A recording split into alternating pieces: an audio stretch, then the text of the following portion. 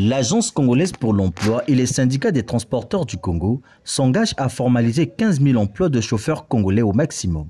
Le document donnant quitus à ce processus a été paraphé ce 24 avril par le directeur général de l'ACPE et le président du syndicat des transporteurs du Congo. Nous allons tous nous mettre en œuvre, respecter ce que nous avons signé comme engagement, de façon à ce que nous montrons l'exemple à tout le reste. Cette signature tombe à pic pour les concernés, lesquels se disent les plus heureux au regard de l'avenir qui se dessine autour de cette disposition aux multiples enjeux.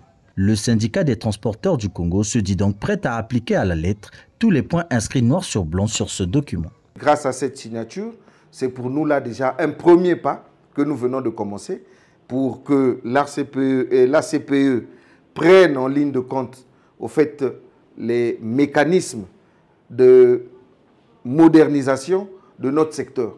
Et aujourd'hui, nous sommes très fiers de cet accord parce que la loi de finances venait là de donner à l'ACPE une grande force pour que l'ACPE accompagne la SNCS, que l'ACPE accompagne le CAMU, que l'ACPE accompagne la Direction générale des impôts et des impôts directs. Donc, tout cela peut se faire si nous sommes identifiés, si l'État a un fichier exhaustif de ceux qui exercent dans notre secteur d'activité. Et vous voyez que tout cela ne vient que pour nous réconforter et nous mettre en sécurité. Cette mesure est une instruction du Premier ministre Anatole Koliné-Makosso, faisant d'ailleurs partie des exigences de la loi de finances 2025. Dans la loi de finances, à l'article 9, de faire que désormais,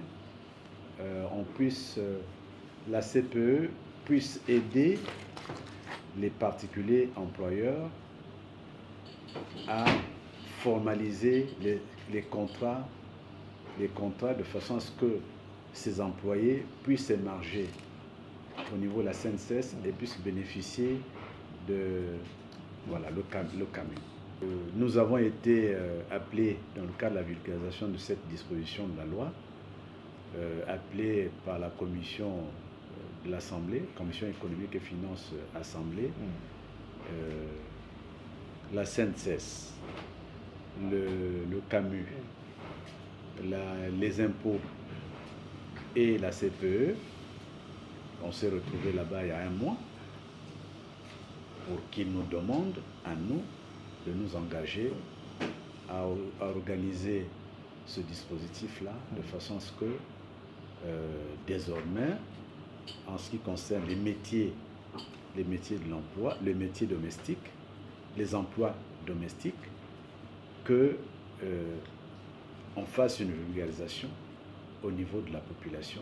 En optant pour l'application de cette nouvelle exigence, l'Agence congolaise pour l'emploi matérialise l'un de ses objectifs, celui de promouvoir un emploi de qualité en République du Congo, basé sur la valorisation des ressources humaines. La CPE et le syndicat des transporteurs du Congo devraient donc veiller au respect des engagements pris ce jour.